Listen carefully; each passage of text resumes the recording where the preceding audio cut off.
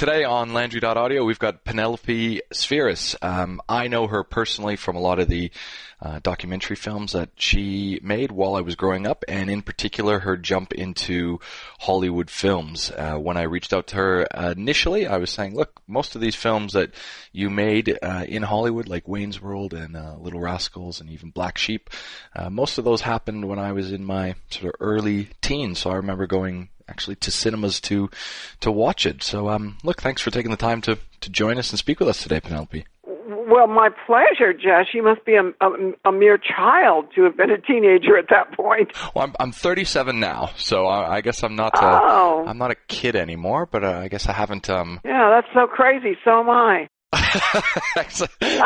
You got into the system very, very early then. It's millions of dollars that they let them play with 13, I started directing kids. when I was 4. Really? Okay.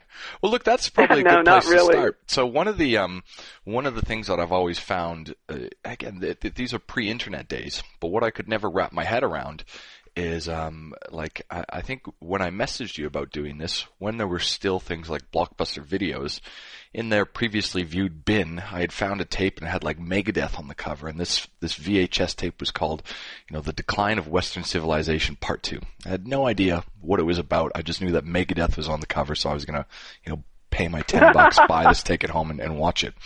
And again, I wasn't big into that sort of Hollywood glam scene. I was more into thrash metal all the time. But I thought it was just a fascinating documentary and introduced me to a few new bands at the time. And then I recognized your name as well because by that point in time, I think you had already done Wayne's World and maybe a couple of other things. And I could never, and there were no information sources back then to explain to me why the woman who was doing the heavy metal documentaries was also doing these Hollywood comedies that seemed to be making a lot of money. So it's probably a good place to start in terms of, how you kind of kicked off your career. Because, from my understanding, you're not so much a metal person as you are more of a punk person. Will that be sort of safe? Yeah, I'll go more with the punk than the metal, but I like them both. Definitely. Yeah. So how did you get started off in this, doing these docos? I actually, when I got out of film school at UCLA, I got a call from a guy named Peter Philbin, who was an executive at CBS Records, and he asked me if I wanted to do a music video. And I said at that time, which I'm going to imagine is probably 1970, I said, what is a music video? And he said, well, we just figured out we don't need to send the bands around the world. We can just shoot some film on them and then send the film, and it's so much cheaper. So I started a company called Rock and Reel, and I filmed a lot of great bands back then. And so music and film were always, locked together for me with my career because I'm a fan of both, really. Mm. And at the time, when people look back on some of these films, you really have some of the only visual representation of the onset of punk at this point in time. And as someone who I wasn't even born when all this stuff was kicking off, I guess one of the questions that I have is, I've read some previous interviews with you, and you talk about how fascinated you were by it. Can you provide a bit of an insight to how punk came about? Because I recognize punk music. I want to comment, if you don't mind, let me just say that I was just about ready at that point to jump into Hollywood mainstream because I had produced a movie with Albert Brooks called Real Life at Paramount, and all of my friends were these, mega names because of having worked with Albert. I met Rob Reiner and Penny Marshall and Jim, what's his name, that did The Simpsons, and Jim Brooks. They're all called Brooks. And so I had all these friends that just, when I said I was going to do a movie about punk rock, which was the decline of Western civilization, they all said, what are you, nuts? You just need to go, what is punk rock? Nobody knew what punk rock was back then, but that was a music that I was going to clubs and I was seeing it, and I felt that it was actually some sort of cultural shift. And in fact, as you look back, it was. Where did you notice it coming from? Because was it a British and English thing initially that was brought over? Was there a domestic scene in LA where you were at the time? The answer is yes and yes. There was, of course, the Sex Pistols, in my opinion, sort of set it all off. And I had given up on music at that point because as much as I'm respectful of the heritage, all there was on the radio were the Bee Gees, yeah. Okay. and right, and disco music, and I had sort of given up on music at that point because it wasn't my sort of thing, I mean, I'll listen to it today just for fun, but it wasn't my thing. I think I thought I was too cool back then. And then all the clubs in LA started, let's put it differently. Let's say there were these underground, hard to find little cracks in the wall where there would be these really innovative punk rock bands, and I would go to those shows, Cool. So, I mean, you decide to do this. I mean, how it sounds like, with some of the names that you're mentioning with Al Brooks, Penny Marshall, Rob Reiner, you're already sort of invested in that scene. How did you integrate yourself into there, and why take such a detour to go into, documentary film versus something that's much more lucrative? I don't know. I mean, I did very well ultimately in my career. I can't complain just financially, but I, at that point, was totally broke. And I actually made 7 movies, or I should say 6 movies. Wayne's World was my 7th movie, and I was 45 years old, and that was the point where I went from poverty to being a millionaire because Paramount was kind enough to give me a percentage of Wayne's World because they just thought they didn't think anything would come of it, Mm. And so you do the first one. I mean, we'll get into the Hollywood stuff, but how do you end up deciding to do part 2, which is more metal? And what I'm leading to out of this is, for the last few years, to me, these were all sort of ancient history movies. But over the past, 5 years or so, there's been a huge revival of these where they've been released as a trilogy. You're doing, I know. And it just sort of came out of the blue because I'm like, yeah, I remember watching this stuff like in the, early 90s around my point in time. But it seems like a lot of people have picked this up. But you do the first one, and then what makes you? How do you end up gravitating toward the metal, and I guess a lot of the glam scene is in that movie as well. Well, it really is such a stupid reason. I was driving down Sunset Strip one evening after I had done the first Decline movie, and I noticed people walking down the street that were dressed so differently, and actually not people walking down the street, but they were spilling out into the street from the Roxy and the Whiskey and those clubs up there, and they were spilling out into the street, and I'm like, well, this is different. And so I thought, well, if it's that popular here, I better check that out. So I did. And then a casual acquaintance I knew that was working with IRS World Media, it was called, so a grand name like that.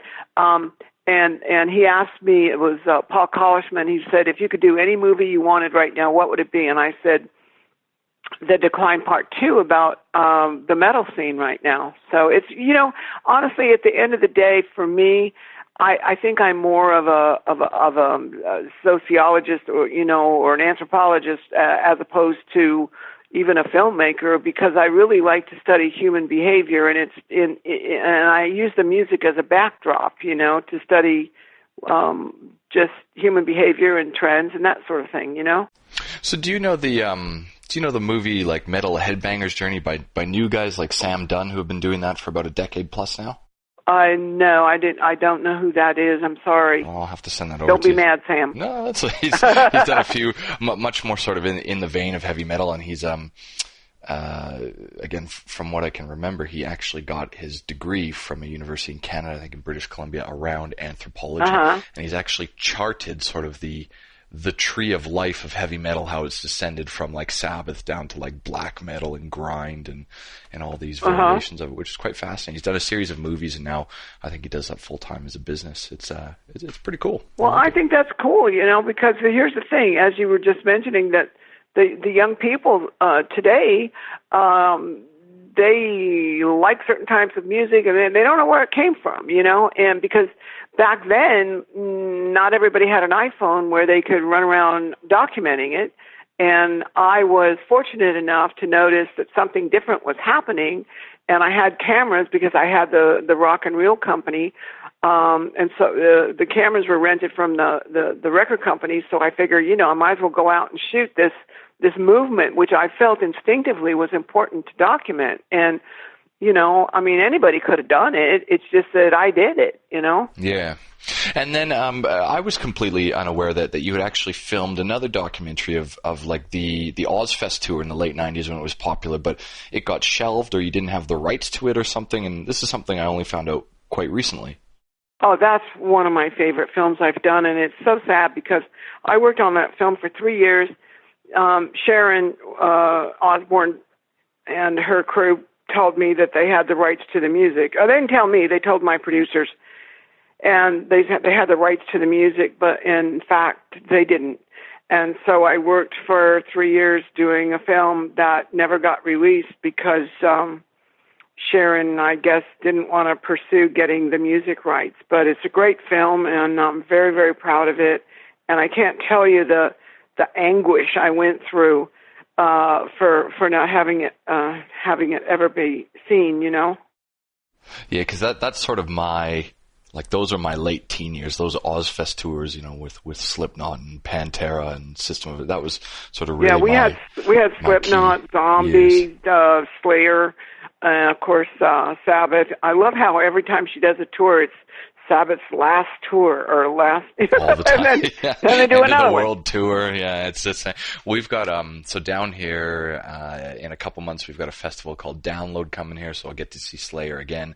Slayer is apparently on their end of the world tour, so I reckon they will finish up though. I don't, they've had a death in the band. There's been a replacement.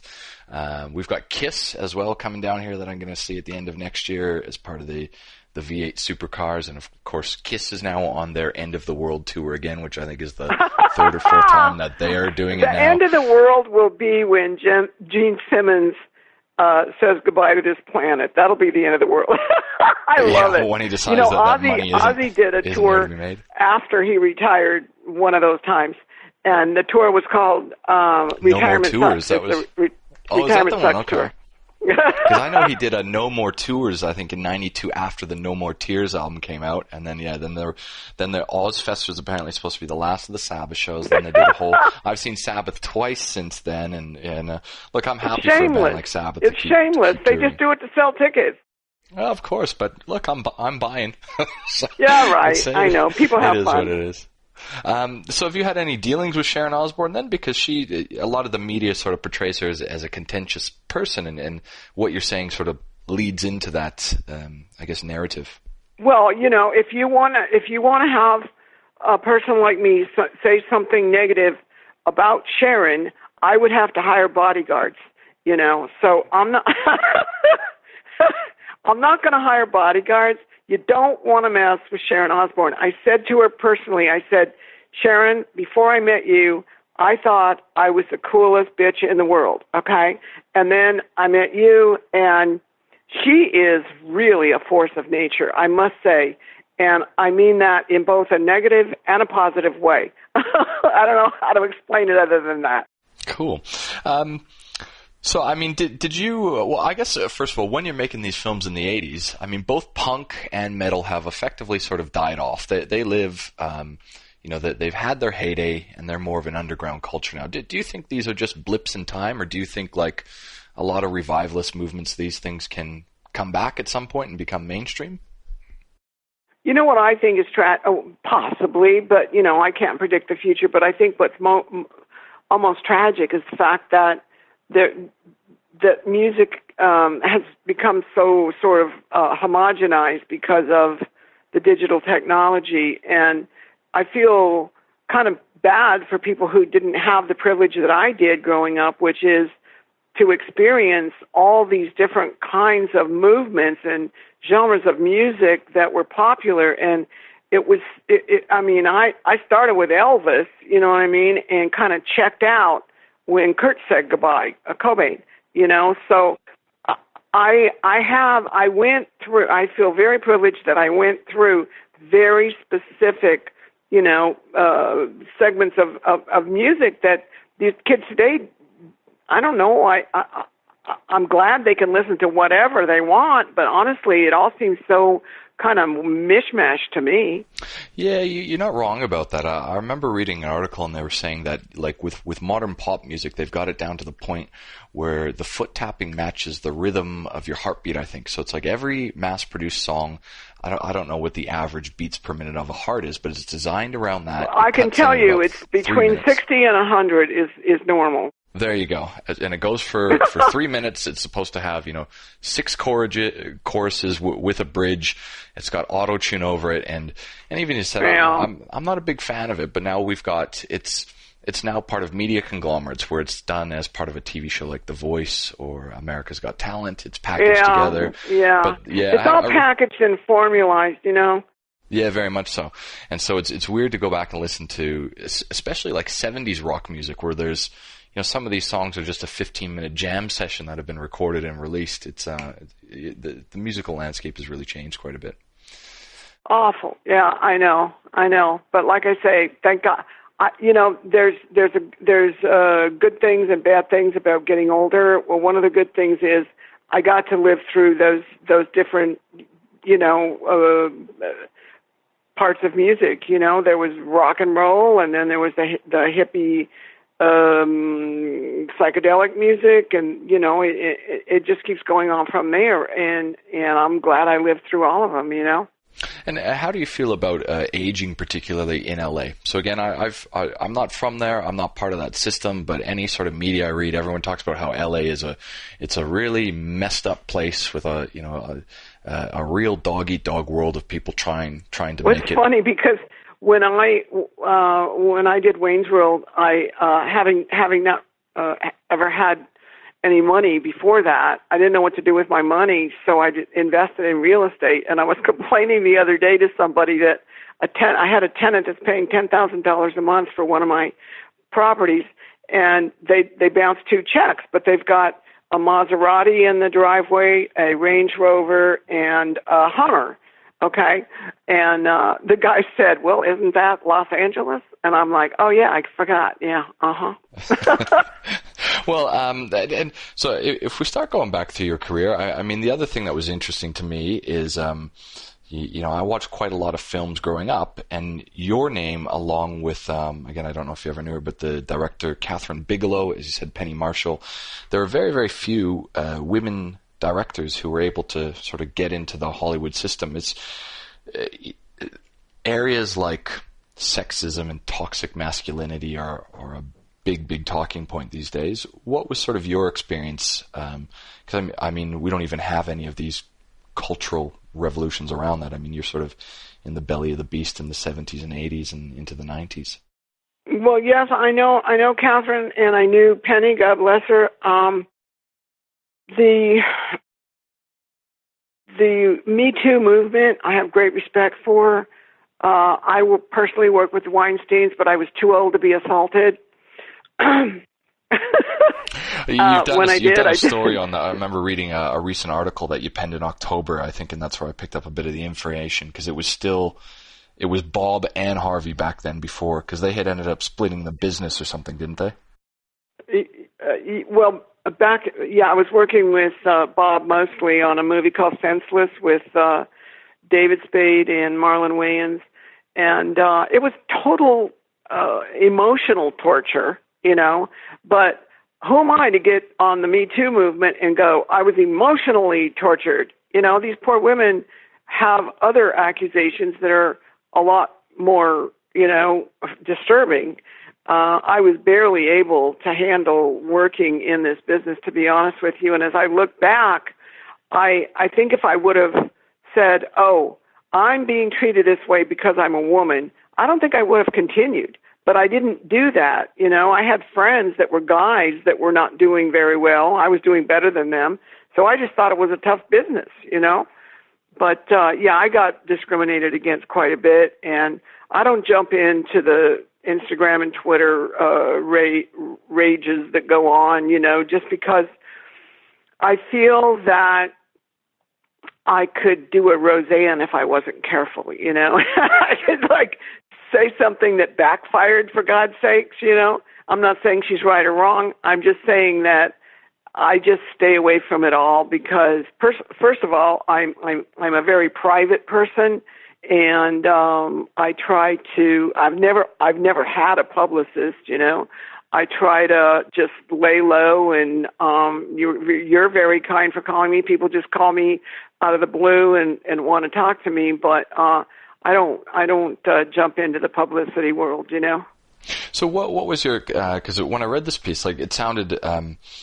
Again, I'm going on the background that I read offline, but as you had said already, you got offered the opportunity to do Wayne's World off the documentaries. That ended up being a surprise hit because originally I thought it was going to tank, and then I think you ended up doing Black Sheep with Chris Farley, and then this popped up.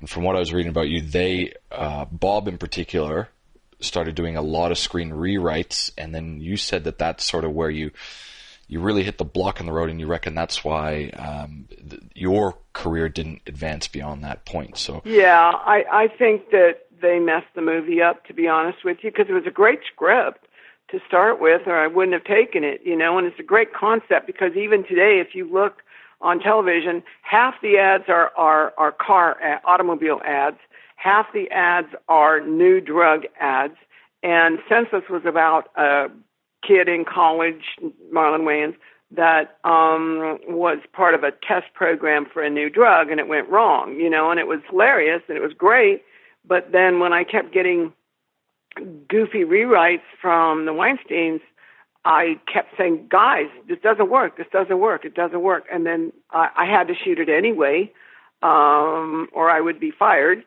And so afterwards, when the film didn't work, I got blamed for it, And I don't know any specific incident where somebody, said, "Oh, well, you didn't get a job after Senseless because they bad rapped you," but I could feel it, And they do that, And so were the Weinstein brothers? And again, I don't know if it was Miramax before or became afterwards. Or were they known to be heavy-handed on all the projects that they were involved in? Oh my God, yes. I mean, is there a way to make heavy-handed a more powerful phrase? Yeah, of course. And you know what? Here's the thing: they were heavy-handed with the films that worked and the ones that didn't work. And so. You can't say they were all wrong because they made a lot of great films. But with me, it was not a good experience. All right. And, dating back to this time, I mean, you had mentioned that you were working predominantly with Bob, but did Harvey already have this? Because what's funny to me about all the sexual assault allegations about Harvey Weinstein is that they pointed out that pretty much for a decade there were jokes. They would take bites out of him at Oscars and BAFTA and all those programs. So it seems to have been widely known. Was this going on, or was this apparent all the way, back then in the early 90s? To me personally, no. Because like I said, I did Wayne's World when I was 45 years old. So by the time I was dealing with these guys, it was probably, 50 or something. They're not going to hit on me, they want the 22-year-olds, you know what I mean? Not they. I shouldn't say they. It's Harvey that's being accused. And by the way, I'm not saying he's guilty. I'm just saying that he's being accused. So don't get the Weinsteins after me because they have a lot more money than I do to defend. But my dealing really was more with Bob. And to be honest with you, I'm very fascinated by crazy geniuses, okay? And he might fall into that category, but it can also be torturesome, So how do we go? You've mentioned Wayne's World a few times, so let's get into that. Part of the fascination around this is your involvement with Lorne Michaels, and as a Canadian, he's a bit of royalty around our parts, along with John Candy and that SCTV crowd. How do you move from documentaries, your involvement with Lorne, to getting the Wayne's World gig? Well, I knew Lorne before he started Saturday Night Live, and I remember him sitting in the living room of my house when we were friends, and he said, I want to start a late night, live TV show in New York, and maybe it'll be like even Saturday night. I remember Lorne sitting there saying that. That's how long I knew Lorne. And he wanted me to go to New York when he started the show, and I didn't want to because I have a young daughter, and I wanted to stay out here in Los Angeles. And he said, well, if there's anything that I've got going out there, would you help me with it? And I said, of course I would. And that's when he called me and he said, Penelope, I've got this young comedian. His name is Albert Brooks, and he's funny as hell, but he doesn't know shit about making movies. So will you teach him, please? And so I did. And I taught Albert really a lot. I taught Albert everything about how to make a movie. And he taught me everything I needed to know about Hollywood, because he was pretty well connected here. What's required? Like you mentioned these names, they're very familiar to me and people that would be my age and older, but oftentimes after a certain point, you notice that their output really, really slows or stops completely. They still have a strong reputation and they're well known, but as they get older, like I include guys like Mel Brooks in this as well, does it become harder for them to get a project greenlit, or is it just that now that they've made millions, they don't want to make movies anymore? I think it's a combination of both, but can I tell you a really funny Mel Brooks story? Yeah, of course. When I did The Little Rascals, he did a cameo. As did Donald Trump, by the way. Yes. But I was mixing The Little Rascals, and Mel was mixing Men in Tights, I think, in the room next door. Okay. And so we're sitting in there mixing away, and Mel Brooks comes in the room, and you stop everything when that happens. And we say, oh, my gosh, Mel Brooks, oh, my gosh, hello, how are you? Oh, this is great. And he stood there really quiet for a minute, and then he farted really, really loud and and left. He said, have fun, bye-bye. He came over into our room, purposely farted, and left. Right. That sounds excellent. Welcome to Hollywood. And so then, only because you mentioned it, he did only have a cameo, so I didn't think it was worth mentioning, but having dealt with the Donald, who's now the most powerful man on planet Earth, what was your experiences with him dating back then? Well, you can ask Nancy Pelosi if he's the most powerful man on the earth. But anyway, Donald Trump did a fine job when we shot Little Rascals. He pulled up in his limo and parked right next to the camera. I thought he was going to run it over, and got out and waved to the crowd like the Rose Parade Queen. And then he went to his seat, and he did his, he followed direction, he did the work, and then he left. I don't think, either one of us knew that we were dealing with a future president, It sounds like that's as much as you want to say about that. Yeah, what are you going to do, It was, I got a call from, I'll say this, I did get a call from what we call the Black Tower, which is the building at Universal where the executives hung out. And I didn't even really, they liked casting cameos in Little Rascals. And so they give me a call and they go, how about Donald Trump as the father of the rich kid? What the hell was his name? I can't remember now. And so I said, well, Donald Trump, let me think. He's a rich guy in New York. Oh, yeah, that works. Okay, fine. So that's how that happened. I didn't even really know who he was, Fair enough. So if we go back to, you mentioned the issues that you had with the Weinsteins and those issues, and as directors get older, their output stops. Do you think if you had could you take a script to get greenlit these days, or what would be the process if you wanted to get involved again? The process now is such that if I want to work for, I don't know, here's the thing. They don't pay you anything anymore, okay? It's one thing being a woman in the business and having made it through, and I was very fortunate and ended up with, a couple of hit movies, and I did very well financially. I have a pretty good reputation for having did what I did, but if I wanted to get a movie made today, I would probably have to do a movie for $1 or $2 million, and I would not own it, and I would be paid about $50,000. And with my real estate that I've managed to handle, I make so much more than that. It doesn't make sense to do it, and I know that probably makes the listener think, oh, well, she just does it for the money. No, I would like to do. I've got scripts. I've got 10 scripts sitting there I'd like to do. But, the way things are done now are not the way I like to do things. And mind you, I'm not like I got to take a limo home from work. I'm not that kind of person. I put the money on the screen. But my sister works as a set decorator, and I hear how it is now. And, there's no budgets, there's no crew, and if there is, they don't know what they're doing. And, it's like, I don't want to work that way. So what has changed? Outside of, I guess, not having seasoned professionals, they've cracked down on illegal downloads. We've now sort of moved to streaming. We've demonstrated that sort of blockbuster movies still make money, and now with streaming, it provides an opportunity to, license and sell more indie-based films. So what has dried up? Why has it changed?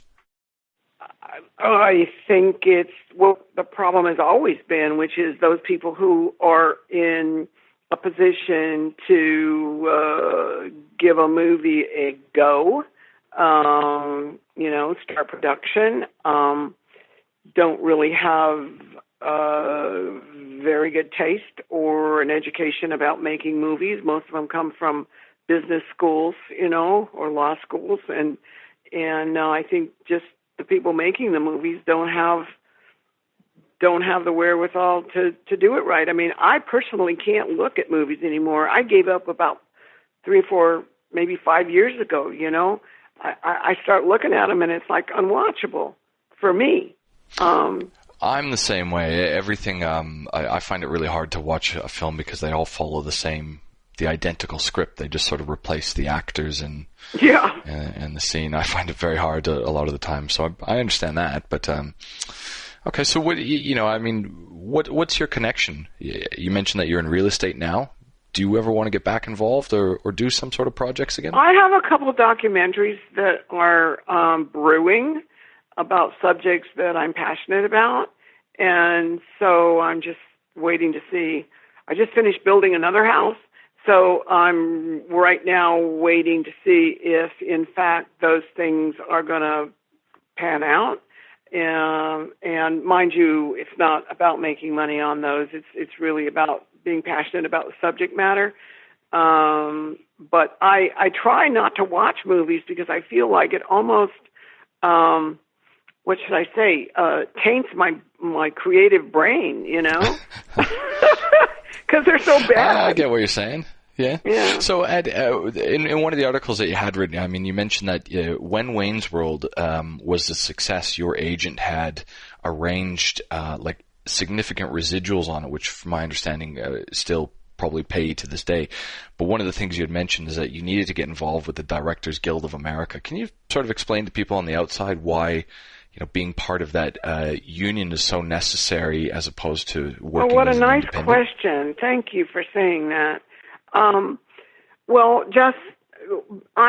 Like I said, Wayne's World was my 7th movie, and I did 6 movies before that, that I don't get any residual checks for at all, and I don't really have any, rights in terms of, creative rights. If somebody wants to take a chunk of the movie and just chop it up and make it theirs, I can't go at them and say, hey, you can't do that. I directed that, There's a tremendous advantage to being a member of the Directors Guild because, you know, they protect your creative rights, and then they also get you residuals in, you know, whenever the film is shown, and they're always constantly keeping up on the different ways in which the film can be seen. So, you know, I get, you know, foreign levies and all kinds of payments from, you know, for all the movies I did with the studios, you know.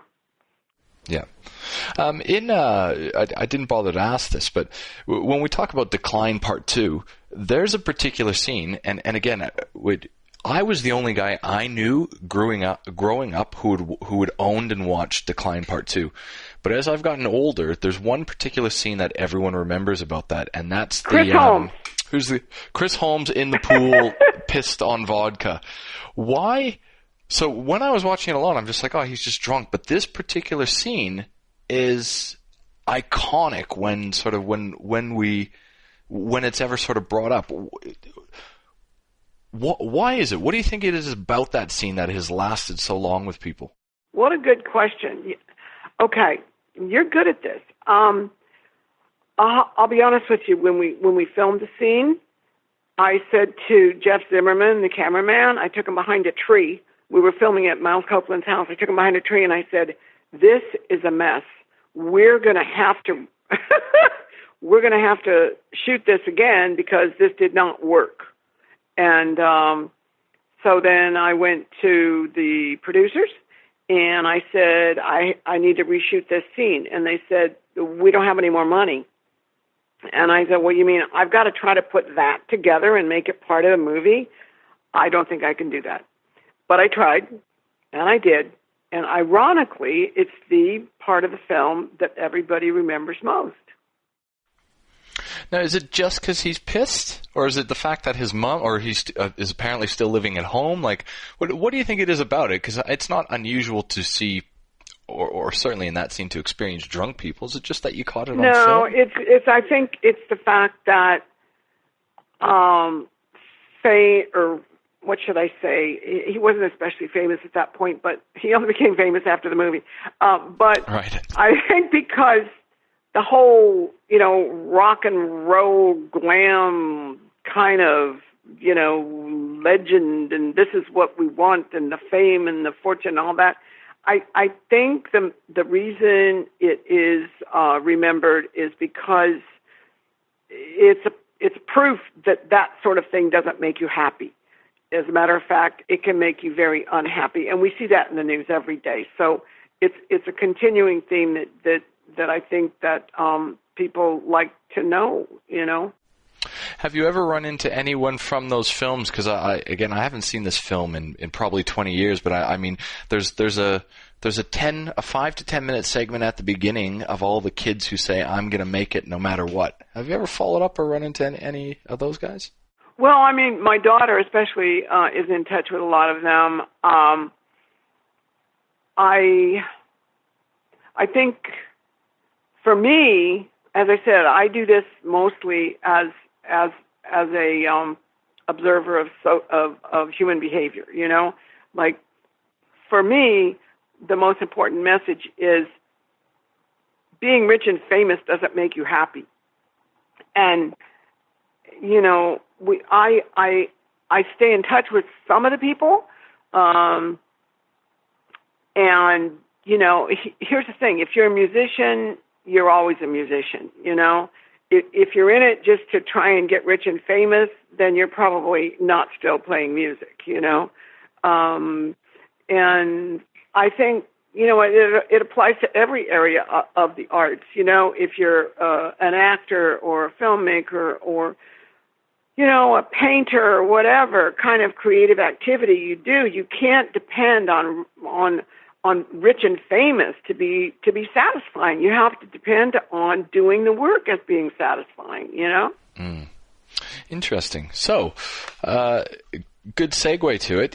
Again, we're returning to a couple of films, but I wanted to wait a bit and ask this question. So you work on Wayne's World, which again is still one of my favorite films. I think it's fantastic for what it is. It doesn't take itself too seriously, but it's funny enough about just pretty much a couple of guys who don't really have any direction. I mean, big Aerosmith fans. I mean, not quite heavy enough for me, but it's good and it serves its purpose. But you had commented quite a number of times, and I understand that hatchet has been buried. But you had you did not like Mike Myers, and apparently you had a very difficult time working with him. Oh, that's not true that I didn't like Mike Myers. When we were filming, I liked Mike Myers, and I still to this day like and have a special affection for Mike Myers, to be honest with you. And that's because I have this, I mean, I work with Richard Pryor, I work with Danny DeVito, I work with so many comedians, okay, so many big-name comedians, and they know the dark side, you know, and so they have, like, I don't know if it's bipolar or whatever kind of personality, but they make us laugh because they pull themselves out of the dark side, you know, and Mike was like that, and he would be difficult sometimes, but here's my thing, is that if an actor is difficult and he has talent and he can deliver the goods, then you put up with the difficult, you know? And that's the way Mike was. So what made that difficult, though, I guess is what we're asking. What was hard to deal with? With Mike? Well, he got pissed because we didn't have margarine for the bagels on the craft service table. We only had butter. Naturally. Shit like, see, I'm not going to work because we don't have butter. I mean, we don't have margarine. I'm not going to work. Okay, so we got to smooth that over, There were just little tweaky things, but ultimately, like I said, you put up with it because they're profoundly talented. And Mike is profoundly talented. And the only reason I think there's this, it'll go down in history of this, there was a dissension between me and him is because, when we got down to having the final cut of the movie, he wanted me to change it, and I refused to because I knew that it worked. What did he want different? 11 pages of single-spaced writing is what he wanted changed, and I said no. And then Lorne said, Penelope, if you think that Mike will let you do Wayne's World 2 if you don't change this, then you're crazy, because he won't. And I said, well, I'm sorry, I'm not going to change it. What do you think about, because, again, one of the things that's very interesting to me, and there's a couple of names here that I'll ask you about as well, is the longevity of some careers, how some careers drop off and never return, and then how some people drop off for 20 years and then pop up out of the blue again. Like, I mean, even if we take a film like Wayne's World, if I'm listening to people on YouTube, if I'm listening to like Norm Macdonald or Dennis Miller, guys like Dana Carvey are still mentioned about how they're good buddies with him. I haven't seen that guy in a movie in years, but somebody like Rob Lowe. Who, Dana? Yeah, but someone like Rob Lowe, who was a second. Dana had a health problem. Yeah. Yeah, he had a very serious heart issue that he had to deal with. That's why you didn't see Dana for a while. So what about guys like? But I think also, pardon? No, please. I was going to say also, some of us get disenchanted with this business, I don't remember which old 1930s star it was, but Gloria Swanson or somebody that says, I just want to be alone. Who said that? I don't remember, but, I just want to be alone. And some people just get fed up with it, whereas others have this way of being able to stand all of the terrible, ups and downs that it brings you, I personally, that's why I don't go on social media. I don't want to deal with that stuff, Oh, it's toxic. But toxic, totally. And I hadn't even thought about it until you mentioned. But guys like Rob Lowe just seem to be. You look left, you look right. Rob's an alien. He may not be the star, but he's just there. Take him out of the running because he's an alien, okay? Well, he still looks the same, doesn't he, as well? He's going on whatever age he's at. So, anyway, you move on to this, and then, when you think about it, you've worked with the who's who of all these sort of classic comedians, and then you end up on another film that I remember went and saw in cinemas with Black Sheep, and you're working with both Chris Farley and David Spade at that point in time.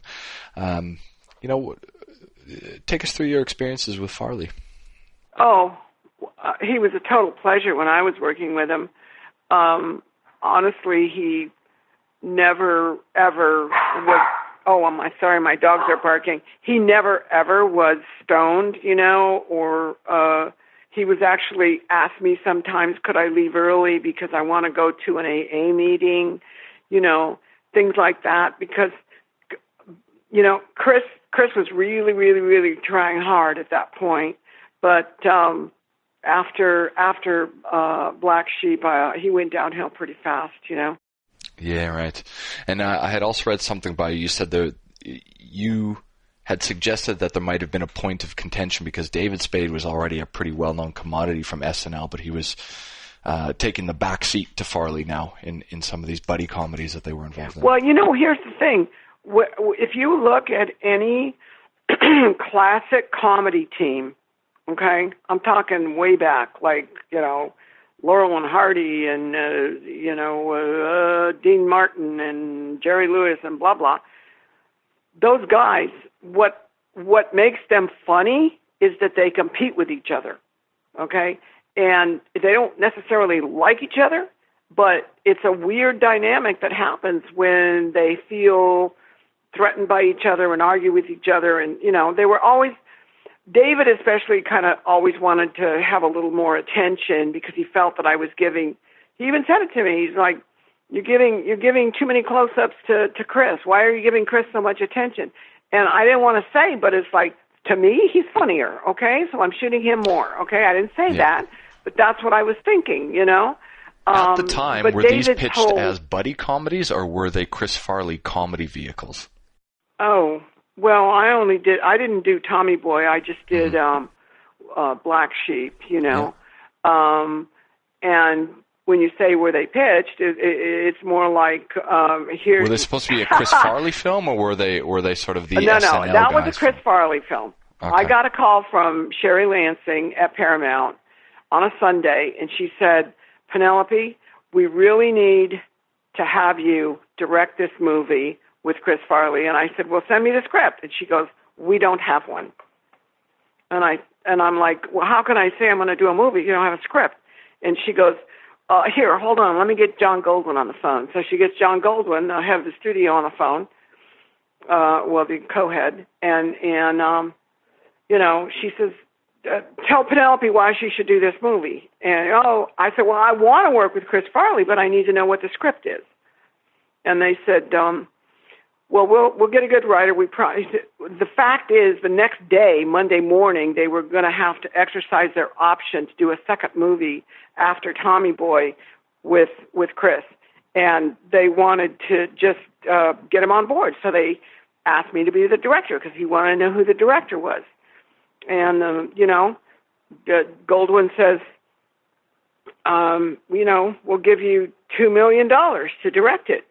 And I just sat there silent, and then he goes, "Okay, 275. Hey, that's not a bad offer. Not a bad offer. I know. So I directed a movie. I didn't even know what the script was. So did you have any, I guess one of the things that's interesting to me is what sort of happens within that bubble? Because the way that TV shows and film portrays it is just this mess of irresponsible people who are put into really high-paying jobs who don't know what they're doing. But, I mean, some of the people that we had the opportunity, you sound down to earth, you sound like you know what's going on, but this is certainly not as what is portrayed sort of within the Hollywood system and how crazy LA is supposed to be. Well, I'm different than an executive. An executive at a studio and a director obviously are very, very different. Most directors, I believe, are, creative people, and most executive are business people, and God bless them, because I can't do that too well. But, they're not basically creative people. Yeah, fair enough. So, few other guys. So we're talking about guys that pop up out of nowhere again. When 3.5 Men showed up on TV about a decade ago or something, and Jon Cryer was Two and a half. Two and a half men, sorry, rather. I never really watched the program, but with Charlie Sheen, I just went like, where did Jon Cryer come from? That's another name I hadn't heard of for about 2 decades, but you had spent a lot of time working with him. Jon is a classically trained actor. Jon is classically trained. He's a great actor. He's a wonderful human being. He's a pleasure to work with. And he and I did a movie together in 1986 called Dudes. And it never got released either. So many of my movies never get released, but then later people like them. I don't understand that. Jon Cryer is a lovely, lovely, lovely man. I'll tell you that. Yeah. So do you reckon, when you talk about these getting released, I mean, surely there's got to be an opportunity for you to do sort of these series on Netflix that get a lot of greenlit with, projects on these. Oh, no. No, honestly, Jess, every interview I go to turns out to nothing. Right. And I'm not complaining. Fuck them, excuse my language. That's all right. I have enough money to live for the rest of my life. I'm fine, but I'm not going to any more of these meetings because when I go, I don't get the job and I feel stupid, Yeah. Here's the thing. At the end of the day, it's one thing to be a woman in Hollywood. It's another thing to be an old woman in Hollywood. Right, okay. And now I'm experiencing that. But that's fine because I already made my money, So when you talk about getting older, I guess this is probably a good point. I'm running out of questions of things I want to ask you, but you mentioned that's okay. I'm running out of energy. your background. What do you? Because you had and from what I can gather, you were a writer on Roseanne years ago, and she put out a tweet, as you said, that went out into the Twitter sphere, that got her thrown under the bus on a number 1 rated program. I mean, I certainly don't think I need to ask you if she's a racist, because I don't think anyone buys into that narrative. But, certainly I'm sure you're aware and would have an opinion on this situation. My opinion is I love the crazy geniuses, okay? That's my thing. And she's crazy and she's a genius. Is she? Okay. And so's Mike. Okay, so's Mike. I worked with Richard Pryor. So was Richard Pryor. Okay? I love them. And whatever she did, obviously, Ambien or no Ambien, was stupid. Oh, my God. I mean, I've got Roseanne stories you wouldn't believe. Well, tell us. No. I want to believe. No. I want to believe. Oh, God. No, here's the thing. It's actually kind of interesting just on a karma level to have so much success and then go shoot yourself in the foot. You know what I mean? It's like, what the hell was she doing? I don't know. Roseanne to me was great for a lot of our relationship. And then there were times when she just flipped and turned on me, and it's okay.